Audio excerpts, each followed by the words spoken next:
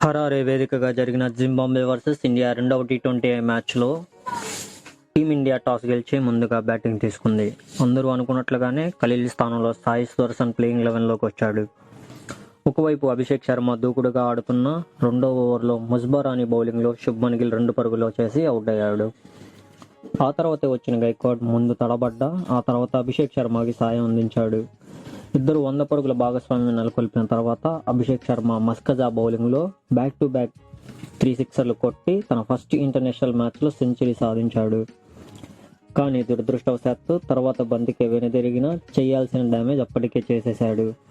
అతడు ఆడుతున్నంతసేపు యువరాజ్ సింగ్ ఆడినట్లు అనిపించింది. ఇలాంటి డాషింగ్ ఫినిషర్ ప్లేయింగ్ 11లో ఖచ్చితంగా ఉండాలి భవిష్యత్తులో. ఆ తర్వాత గైక్వాడ్ తన హాఫ్ సెంచరీ చేసి గేర్ మార్చి బ్యాటింగ్ చేశాడు. ఒకానొక దశలో బిలో 160 స్ట్రైక్ రేట్తో ఆడిన అతను 50 అయ్యాక ఒక్కసారిగా బ్యాటింగ్ ట్రాక్ మార్చి బ్యాటింగ్ చేశాడు. గైక్వాడ్ తన క్లాస్ బ్యాటింగ్ చూపించాడు. ఈరోజు మ్యాచ్లో అభిషేక్ శర్మ అవుట్ అయ్యాక వచ్చిన రింకు మొదటి నుంచి పంజా విసిరి బ్యాటింగ్ చేశాడు. తను గైక్వాడ్తో కలిసి బోర్డును పరుగులు పెట్టించాడు. గైక్వాడ్ ఒకే ఓవర్లో 3 4లు 1 6 సాయంతో 20 పరుగులు రాబట్టాడు. ఆ తర్వాత ఓవర్లో రింకు 18 పరుగులు రాబట్టాడు. చివరిలో రింకు హాఫ్ సెంచరీ మిస్ అయింది, కానీ టీమిండియా 234 పరుగుల బోర్డు మీద పెట్టింది. 235 పరుగుల భారీ లక్ష్య ఛేదనకు దిగిన జింబాబ్వే మొదటి ఓవర్లోనే ముఖేష్ కుమార్ ఐకియా వికెట్ తీసి టీమిండియాకు బ్రేక్ ఇచ్చాడు. ఆ తర్వాత బ్రియన్ బెన్నెట్ ఇండియాని కంగారు పెట్టించాడు.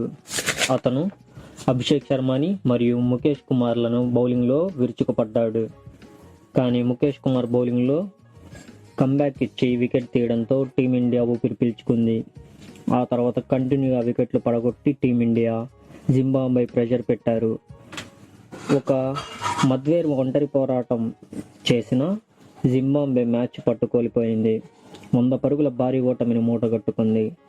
ఇండియా నిన్నటి మ్యాచ్కి స్వీట్ రివెంజ్ తీర్చుకొని సిరీస్ని సమన్ చేశాయి. బౌలింగ్లో ఆవేష్ ఖాన్, ముఖేష్ కుమార్ చెరో 3 వికెట్లు పడగొట్టి విజయంలో కీలక పాత్ర పోషించారు. సెంచరీ సాధించిన అభిషేక్ శర్మకి మ్యాన్ ఆఫ్ ది మ్యాచ్ ఇచ్చారు.